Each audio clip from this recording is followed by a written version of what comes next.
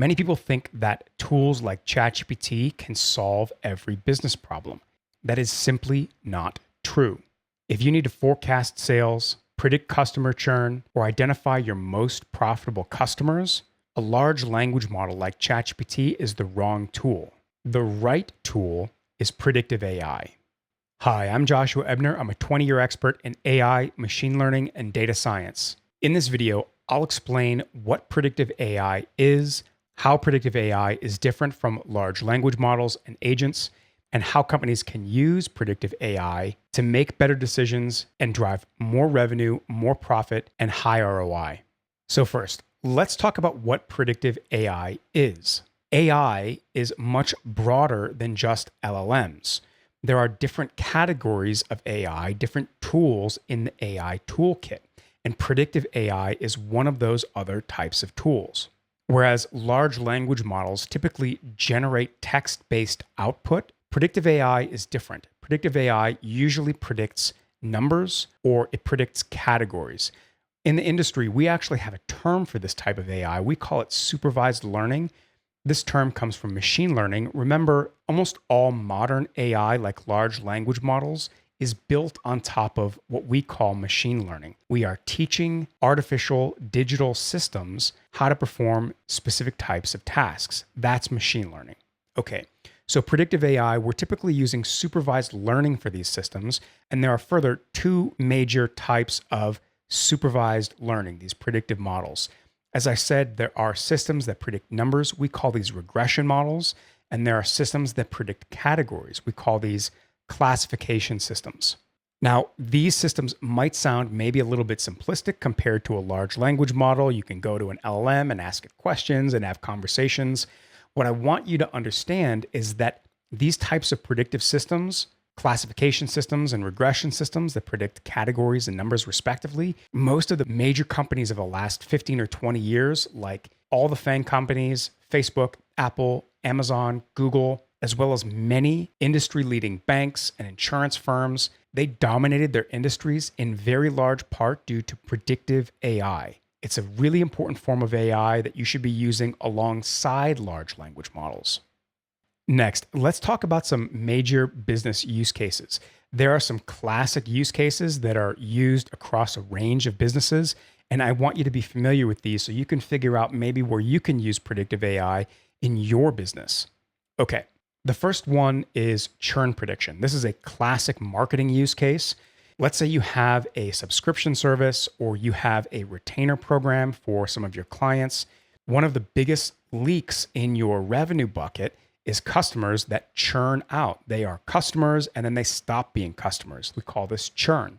You can fix churn by predicting it. So the way that this works is you build a predictive system that predicts who's likely to churn out, and then you can go talk to those customers and intervene. You can also set up processes, systems. You can automate some of that work with even other types of AI and reach out to those customers, make sure that they're doing okay or helping them in some way. This also, by the way, is a good indicator of potential problems with your marketing or your customer service or your product itself. So if you can predict churn, you can start repairing these relationships and even repairing other parts of your business. Next, we have things like sales forecasting. In order to make financial plans, you often need to be able to forecast sales. You can use predictive systems to do just that. Next, another really great marketing use case is upsell and cross-sell propensity. If you're trying to grow your business, meaning you're trying to grow revenue, there's only a couple ways that you can do that. And one of the major ways is to simply make customers more valuable every single time they purchase. So one way of doing this is predicting upsell propensity. Let's say you have some sort of product or service where there are multiple different tiers. Let's say you have a basic tier, a premium tier, and an elite tier, let's call it. Let's say the basic service level is priced at $49 a month, the premium is $99, and the elite tier is $199. So you could potentially make a lot more money if people will upgrade to a higher service level. You can actually predict customers that are likely to be ready to upgrade. And then you can, again, build processes and systems to reach out to those customers and get them to essentially upgrade. Next, we have customer lifetime value prediction. So there is a metric, sometimes called CLV or LTV, essentially meaning lifetime value or customer lifetime value. As this sounds, what this metric captures is the value that a customer generates for the business over the lifetime of the relationship with that business. So ideally, if you want to drive revenue, you want to focus typically on very high value customers. If you have a customer that's going to spend $5,000 with you on average over the lifetime of their relationship versus a different customer that might only spend $200, you want the person that spends a lot more money. So from a marketing and a sales perspective, you want to be able to identify these people and then have more sales conversations, send them new pitches, new marketing messaging, things like that. But you need to be able to identify them. You can use predictive models to predict customer lifetime value. That enables you to identify your high value customers and then improve your marketing, your sales, and ultimately your revenue.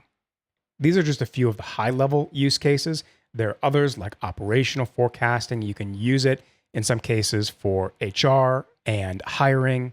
There are also other niche uses in very niche businesses.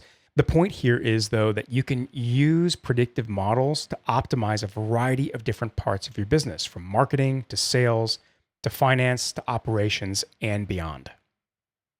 Next, let's talk about why you should care as an entrepreneur or business leader. So I've sort of suggested it already, but I'll highlight the point. Better predictions mean better resource allocation and better decisions. If you are in marketing, if you can identify your highest value customers, you can focus on them. That helps you generate more revenue. If you can identify customers that are likely to churn, you can go fix those relationships, which again helps you improve your revenue. So again, better predictions mean better resource allocation, less waste, higher revenue, and more profit. I also want to re-emphasize that these predictive techniques are actually very serious business tools. As I suggested before, many of the best companies of the last 15 to 20 years, like the FAANG companies, big banks, insurance companies, media companies, in part, these companies were built using predictive techniques. Google and Amazon in particular are huge users of predictive AI. Ultimately, generative AI might be interesting for asking questions, acting as a question answer service, maybe writing some emails, drafting some marketing content. But predictive AI is going to help you much more directly hit your revenue targets, your customer acquisition targets, and your profit targets. Predictive AI might not grab headlines like ChatGPT and a lot of large language models are right now, but predictive AI is maybe somewhat quietly one of the pillars of an AI strategy. Every great technology business knows this.